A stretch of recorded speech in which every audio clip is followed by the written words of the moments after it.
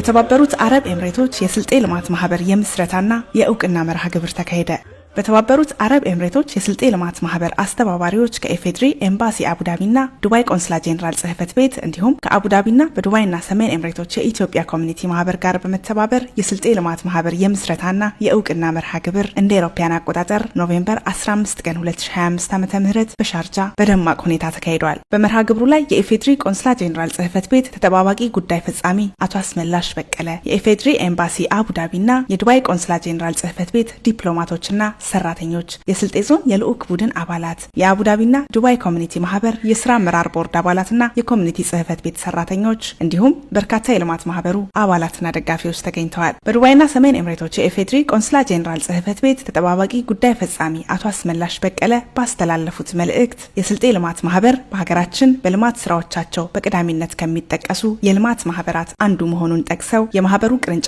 በዱባይ እንዲመሰረት ሐሳቡን በማመንጨትና አባላትን በማስተባበር በደማቅ ሁኔታ ምስረታውን እውን ላደረጉት ሁሉ ምስጋና አቅርበው የእንኳን ደስ አለን መልእክት አስተላልፈዋል። አያይዘው የማህበሩ አባላት በውጭ ሀገራት በስራና የኑሮ አጋጣሚ ያካበቱትን መልካም ልምድ፣ ያገኙትን ዕውቀት፣ ክህሎትና ሀብት በማሰባሰብ ወገን ለመርዳት እያደረጉ ያለው አስተዋጽኦ ዕውቅና የሚሰጠው መሆኑንና ማህበሩ በቀጣይ በሚያከናውናቸው ስራዎች ላይ የኢፌድሪ ቆንስላ ጄኔራል ጽህፈት ቤት አስፈላጊውን ድጋፍ የሚያደርግ መሆኑን ገልጸዋል። በመቀጠልም የስልጤ ልማት ማህበር የስራ አመራር ቦርድ አባልና የልዑክ ቡድኑ መሪ አቶ ዚኖር አብዱል ወሃብ እና የወራቤ ከተማ ከንቲባ የስልጤ ዞን ልማት ማህበር ስራ አስፈጻሚ በየተራ ባስተላለፉት መልእክት ማህበሩ ከኢትዮጵያ ውጪ በደቡብ አፍሪካ፣ በጀርመን፣ በአሜሪካና በሳውዲ አረቢያ ቅርንጫፍ ጽህፈት ቤቶችን ከፍቶ እየሰራ መሆኑን በመግለጽ በተባበሩት አረብ ኤምሬቶች የሚኖሩ አባላትን በማስተባበር ተጨማሪ ቅርንጫፍ በዱባይ ለመክፈት በቅቷል ብለዋል። የማህበሩ ዋና ዓላማም በሀገር ውስጥና በውጭ ሀገር ያሉትን ዜጎች የወጡበትን ማህበረሰብ በልማት በመርዳት በአገር እድገት ውስጥ ጉልህ አስተዋጽኦ እንዲያደርጉ ማነሳሳት መሆኑን ገልጸው የቅርንጫፉን ምስረታ በማስተባበር ለተሳተፉት አካላት ሁሉ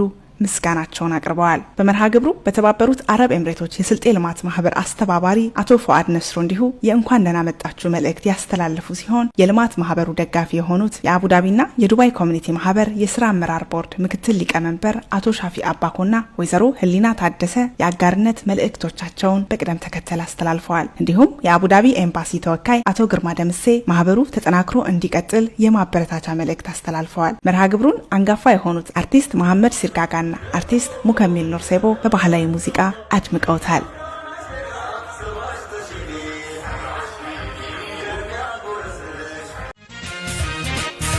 የሄዊሊ ቆት አባቱ ምን አደረገው የማንጋራ ነቼ የማንደንጋገፈው ይልቅራም ባሆኔ ብላቤሽ ሙንጎ ሰቢ አልገባያን አየኛና ደጋ አየኛና ይነቅላቴላናው ተቻልኩ